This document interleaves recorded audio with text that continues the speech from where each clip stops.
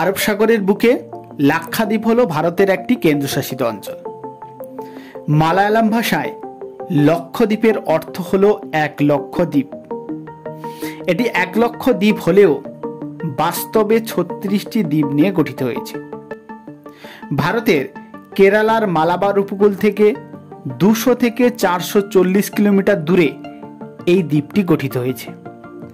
ভৌগোলিক মতবাদ অনুসারে অসংখ্য মৃত প্রবাল কীটের দেহাবশেষ সঞ্চিত হয়ে সমুদ্রের মধ্যে এই দ্বীপটি গঠিত হয়েছে, তাই একে প্রবাল দ্বীপ বলে।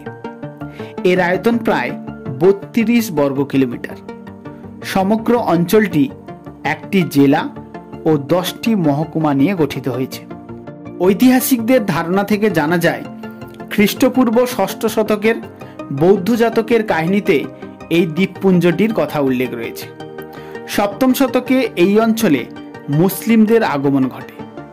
মধ্যযুগে এখানে আবার চোল সাম্রাজ্য শাসন করত।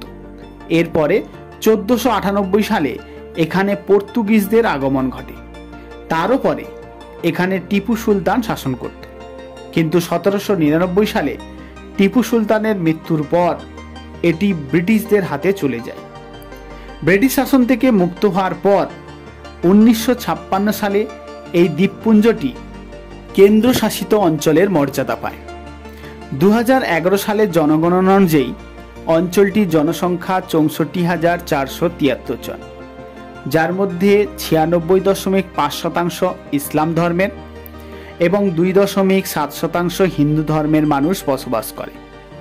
এছাড়াও খ্রিস্টান, বৌদ্ধ, শিখ ও অন্যান্য ধর্মের মানুষও এখানে বসবাস করে। এখানে সর্বাধিক মানুষ মালায়ালাম ভাষায় কথা বলে। এই সমুদ্রবেষ্টিত দ্বীপপুঞ্জে মানুষের প্রধান পেশা হলো মাছ ধরা এবং নারকেল চাষ। এখানে মোট 10টি দ্বীপে মানুষের বসতি রয়েছে। এখানকার প্রধান দ্বীপসমূহ হলো কাভারাত্রি, আগটি, মিনিকয়, আমিনি।